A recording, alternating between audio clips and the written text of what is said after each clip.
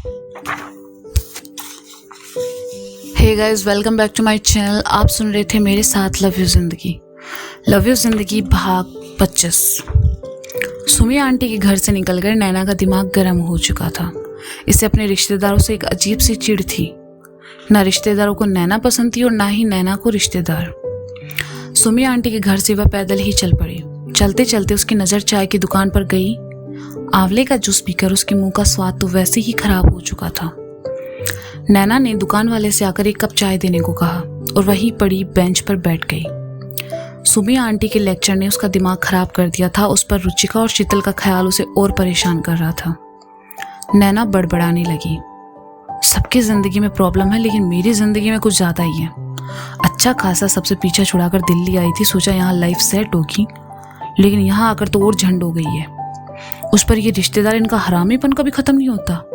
जब इनका मन करेगा ये जिंदगी में बसड़ मचाने आ जाते हैं, और मुझे तो ये विरासत में मिले हैं।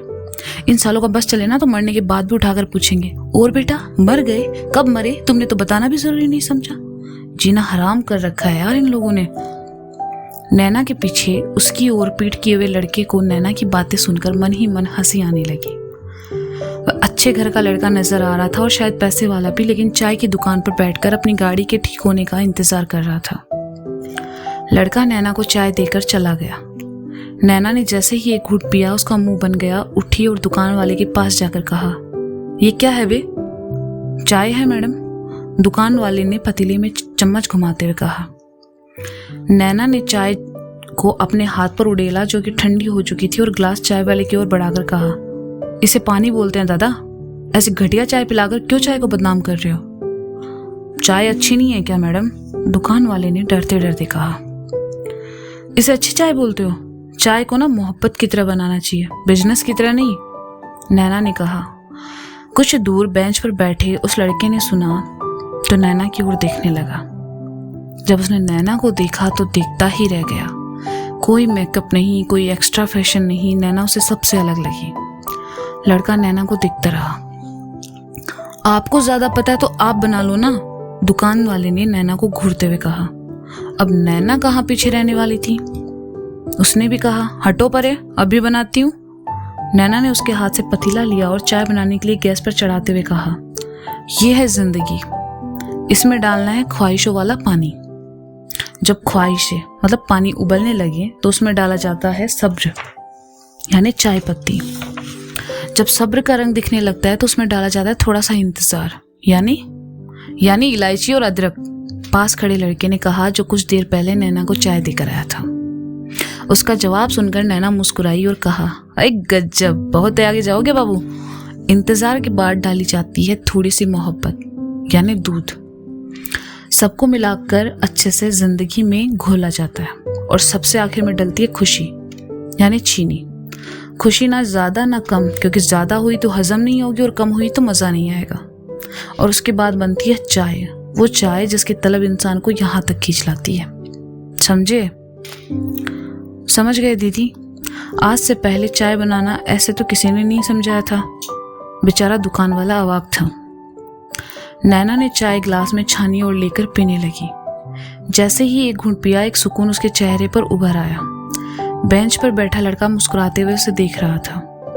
बची हुई चाय को ग्लास में छानकर लड़के ने एक घूंट भरा तो नैना की तारीफ करने से खुद को रोक नहीं पाया और कहा, वाह दीदी क्या चाय बनी है, मजा आ गया। आप ऐसे रोज चाय बनाओ ना तो चाय पीने वालों की लाइन लग जाएगी। नैना ने ध्यान नहीं दिया, बस चाय पीती रही। चाय खत्म करके उसने ग्लास रखा और दुकान वाले की ओर 20 रुपए का नोट बढ़ा दिया।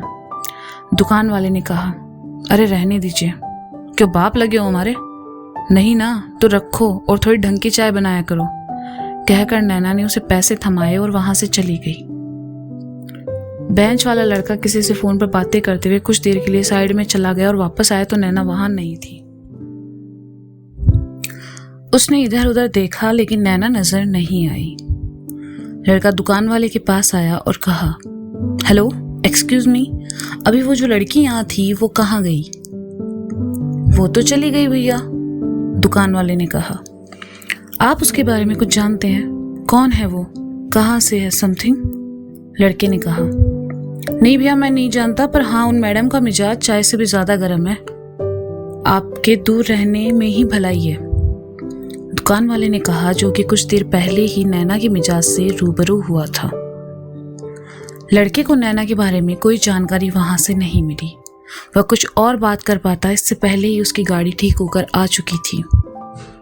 लड़का गाड़ी में बैठा और ड्राइवर से चलने को कहा। साइड मिरर में उसे वह बेंच दिखाई दी जिस पर कुछ देर पहले नैना बैठी थी। शी इज अमेजिंग, लड़के ने कहा और मुस्कुरा उठा। क्या हुआ सर, आपने कुछ कहा? ड्राइवर ने गाड़ी चलाते हुए पूछा।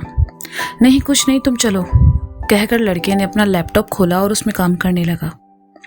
रुचिका को सुबह से शाम हो गई लेकिन वह कुछ सही नहीं कर पाई। सचिन के झूठ और धोखे से रुचिका अंदर ही अंदर टूट चुकी थी। अपना दुख बांटने के लिए उसके पास कोई नहीं था। नैना से उसका पहले से झगड़ा चल रहा था और शीतल उसे तो अपने राज से फुर्सत नहीं थी। रुचिका इस वक्त खुद को बहुत अकेला महसूस कर रही थी। शीतल को मार्केट जाना था कुछ सामान लेने, तो उसने आकर रुचिका से कहा, रुचिका मैं बाहर जा रही हूँ, तुम भी चलो, तुम्हारा मन दूसरा हो जाएगा। ऐसे अकेली रहोगी तो परेशान हो जाओगी। तुम जाओ, मेरा मन नहीं है, रुचिका ने निराशा भरे शब्दों में कहा। तो शीतल उसके पास आ बैठी और कहा, रुचिका ऐसे कैसे चलेगा? सचिन तुमसे कोई रिश्ता नहीं रखना चाहता। इस बात को तुम्हें एक्सेप्ट करना होगा और सब भूलकर आगे बढ़ना होगा। मेरे लिए ये सब आसान नहीं है शीतल। मैंने पहली बार किसी से सच्चा प्यार किया और वो अधूरा रह गया। सचिन ने जो किया वो मैं कभी नहीं भूल पाऊंगी और उसके बाद शायद मैं कभी किसी से प्यार न कर पाऊं, रुचिका ने कहा। तो उसकी आंखों में आंसू झलक आए। शीतल उसका दर्द समझ तो सकती थी लेकिन कम नहीं कर सकती थी। उसने रुचिका के कंधे पर हाथ रखा तो रुचिका ने कहा, मैं ठीक हूं, तुम जा सकती हो। अपना ख्याल रखना, मैं जल्दी ही आ जाऊंगी। कोई ज़रूरत हो तो फ़ोन कर देना, शीतल ने उसे गले लगाते हुए कहा। ठीक है, रुचिका ने कहा। शीतल वहां से चली गई। अभी 5 बजे थे। 7 बजे तक वापस लौटने का फैसला करके वह अपार्टमेंट से निकली और बाहर आकर ऑटो का इंतजार करने लगी। कुछ देर बाद सार्थक बाइक लेकर उधर से निकला लेकिन शीतल को देखकर रुक गया और कहा, तुम कहीं जा रही हो? हाँ, वो कुछ सामान लेने मार्केट जाना था। ऑटो का इंतजार कर रही हूँ, शीतल ने कहा। चलो मैं छोड़ देता हूँ, सार्थक ने कहा। तुम परेशान मत हो, मैं चली जाऊंगी, शीतल ने कहा। अरे नहीं, मैं खुद ही मार्केट जा रहा हूँ, मम्मी ने कुछ सामान लाने को बोला है, तो चलो तुम्हें भी छोड़ देता हूँ, सार्थक ने कहा। ठीक है, कहकर शीतल उसके पीछे आ बैठी और अपना हाथ सार्थक के कंधे पर रखने में उसे संकोच हो रहा था। सार्थक ने जब देखा तो कहा, रख लो, मैं गलत नहीं समझूंगा। शीतल ने अपना हाथ सार्थक के कंधे पर रखा और सार्थक ने बाइक आगे दी। खिड़की पर खड़ी रुचिका ने उन्हें साथ बाइक पर जाते देखा तो उलझन में पड़ गई। नैना और सार्थक को लेकर उसने जो गलतफहमी अपने मन में बनाई थी वो सच उसके सामने था। रुचिका को बहुत बुरा लग रहा था। गुस्से गुस्से में उसने नैना से कितना कुछ बोल दिया था। वह बेचैन से आकर सोफे पर बैठ गई और अपना सर पकड़ लिया। कुछ देर बाद उसका फोन बजा। रुचिका ने देखा फोन सचिन का था। उसने जल्दी से फोन उठाया और बेचैनी से कहा, हेलो सचिन, प्लीज एक बार मेरी बात सुनो। सचिन, रिलैक्स रुचिका, मैंने तुमसे बात करने के लिए ये फोन किया है। रुचिका, सचिन मैं तुमसे बहुत प्यार करती हूँ, प्लीज मेरे साथ ऐसा मत करो, प्लीज तुम जो कहोगे जैसा कहोगे मैं करूंगी, प्लीज मुझसे दूर मत जाओ, I really love you. Sachin, Ruchika मैं तुमसे कोई प्यार व्यार नहीं करता, मेरी ऑलरेडी एक गर्लफ्रेंड है यार। सचिन तुम झूठ बोल रहे हो, ऐसा कुछ भी नहीं है, मुझसे पीछा छुड़ाने के लिए तुम ऐसा कह रहे हो, ये सच नहीं है। रुचिका ने कहा, ये सच है और मैंने तुम्हें फोन तुम्हारी जॉब को बचाने के लिए किया है। सचिन ने कहा, हाँ मुझे कुछ समझ नहीं आ रहा है सचिन, मैं क्या करूं? कल मुझे खुद को इनोसेंट प्रूफ करना है, मैं कैसे करूं? मुझे कुछ समझ नहीं आ रहा है। ये सब तुमने किया सचिन, प्लीज ये सब सही कर दो प्लीज, ऑफिस में मेरी इमेज खराब हो जाएगी। कहते हुए रुचिका रोने लगती है। रोना बंद करो और मेरी बात सुनो। मैंने आज ही निरंजन सर से बात की है, वो तुम्हें एक मौका देने के लिए तैयार हैं, वो भी मेरे कहने पर, लेकिन तुम्हें बदले में वो करना होगा जो मैं कहूंगा। सचिन ने कहा, क्या करना होगा? रुचिका ने अपने आंसू पोंछते हुए कहा, निरंजन सर को तुम पसंद हो, कल शाम ऑफिस की तरफ से एक पार्टी है और सब उसमें शामिल होंगे। तुम्हें बस निरंजन सर को थोड़ा खुश करना है और बदले में सर वो फाइल गायब करवा देंगे। रुचिका ने सुना तो उसे एक झटका सा लगा। उसने कहा, पसंद? लेकिन मैं तुमसे प्यार करती हूँ सचिन, उनके साथ कैसे? सचिन ने कहा, सिर्फ एक रात की बात है रुचिका, उसके बाद तुम्हें तुम्हारा जॉब वापस मिल जाएगा। एक रात की बात सुनकर रुचिका का दिल धक धक करने लगा। उसकी आंखों से आंसू बहकर गालों पर आ गए, शब्द उसके गले में फंस गए, उससे कुछ बोला नहीं गया। उसे चुप देखकर दूसरी साइड से सचिन ने कहा, सोच क्या रही हो? बड़े शहरों में ये सब आम बात है रुचिका, और तुम्हें करना ही होगा। सिर्फ एक रात के बाद मैनेजर तुम्हें नहीं जानता और तुम उसे नहीं जानती। मैं सब सेटिंग कर दूंगा, किसी को इस बारे में खबर तक नहीं होगी। यू आर लकी वन कि मैनेजर ने तुम्हें चुना। सचिन की बातें सुनकर रुचिका का दम घुटने लगा था। उसे एहसास हो गया कि सचिन ने उसे कभी प्यार किया ही नहीं था। उसकी आंखों पर पड़ा सचिन के प्यार का पर्दा हट चुका था। उसने कहा, तुम ये सब कैसे कह सकते हो सचिन? क्या तुमने मुझसे कभी प्यार नहीं किया था? रुचिका की बात सुनकर सचिन हंसने लगता है और कहता है, रुचिका तुम एक बेवकूफ़ लड़की हो। तुमने सोच भी कैसे लिया कि मैं तुमसे प्यार करूंगा? तुम्हारी जैसी लड़कियां सिर्फ यूज एंड थ्रो के लिए होती है, प्यार करने के लिए नहीं। मैं तो क्या कोई लड़का तुमसे प्यार नहीं करेगा। जानती हो क्यों? क्योंकि तुम एक नंबर की बेवकूफ़, चिपकू और प्यार के पीछे भागने वाली लड़की हो। ना तुम्हारे पास अच्छा फिगर है, ना अच्छी पर्सनैलिटी। कोई लड़का तुम्हें भाव क्यों देगा? अब छोड़ो ये बात, अगर जॉब बचानी है तो कल शाम पार्टी में आ जाना, वरना अपना रिजाइन लेटर तैयार रखना। और हाँ, आज के बाद मुझसे दूर रहना, क्योंकि 1 महीने बाद मेरी शादी है और मैं नहीं चाहता तुम्हारी वजह से मेरी शादी में कोई प्रॉब्लम आए। बाय कहकर सचिन ने फोन काट दिया। सचिन की बातें रुचिका के कानों में गूंजने लगी, आंखों से आंसू बहने लगे और दिल टूटकर बिखर गया। उसने हाथ में पकड़ा फोन साइड में रखा और अपना चेहरा हाथों में छुपाकर रोने लगी। रुचिका खुद को बहुत अकेला महसूस कर रही थी। सार्थक और शीतल मार्केट पहुंचे। शीतल ने अपने लिए जरूरी सामान खरीदा। सार्थक शीतल को कुछ देना चाहता था, इसलिए वह इधर उधर नजर दौड़ाने लगा। उसकी नजर एक दुकान पर गई। सार्थक उसे लेकर उस दुकान पर आया और चूड़ियां देखने लगा। शीतल ने देखा वहां बहुत से रंगों की कांच की चूड़ियां थीं। उसने लाल और हरे रंग की चूड़ियां ली और लेकर सार्थक की ओर बढ़ गई। सार्थक ने देखा तो मुस्कुरा दिया और कहा, तुम्हारे लिए है, रखो। मेरे लिए? मैं ये कैसे ले सकती हूँ? शीतल ने कहा। सार्थक उसके थोड़ा करीब आया और उसकी आंखों में देखते हुए कहा, तुम्हें मेरा प्यार एक्सेप्ट नहीं करना मत करो, पर ये तोहफा तो ले सकती हो ना। अगर नहीं लेना तो मैं समझूंगा कि तुम्हारे दिल में मेरे लिए फीलिंग्स है, और हो सकता है मेरे तोहफे से वो बढ़ जाए। सार्थक की बात सुनकर शीतल ने चूड़ियां दुकान वाले की ओर बढ़ाकर कहा, पैक कर दीजिए भैया। सार्थक मुस्कुराकर पीछे हट गया। दुकान वाले ने चूड़ियां पैक करके शीतल को दे दी और सार्थक पैसे चुकाकर आगे बढ़ गया। शीतल भी उसके साथ साथ चलने लगी। सार्थक की मम्मी ने जो सामान मंगवाया था वो लेकर दोनों मार्केट से बाहर आने लगे। पार्किंग में आकर सार्थक गाड़ी निकालने लगा और शीतल कुछ दूर खड़ी उसका इंतजार करने लगी।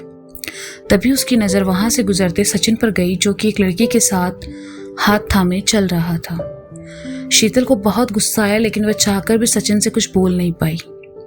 सार्थक बाइक लेकर उसके सामने आया और कहा, अरे कहाँ खो गई? बैठो। छी, कितना बुरा इंसान है वो। शीतल ने जाते हुए सचिन को देखकर खुद से कहा, कौन? किसकी बात कर रही हो? सार्थक ने कहा, सचिन, जिससे रुचिका प्यार करती है। अभी कल ही तो उसने रुचिका से ब्रेकअप किया और आज वो किसी नई लड़की के साथ घूम रहा है। रुचिका उसे पागलों की तरह चाहती है और ये घटिया इंसान से कोई फर्क नहीं पड़ता, शीतल ने बेहद नफरत के साथ कहा।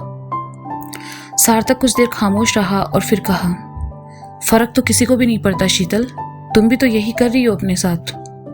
सार्थक की बात सुनकर शीतल खामोश हो गई और उसकी ओर देखते हुए सोचने लगी, मैं भी उन्हीं प्यार की बेड़ियों में कैद हूँ सार्थक, जिनसे निकल तो सकती हूँ लेकिन कभी आजाद नहीं हो सकती।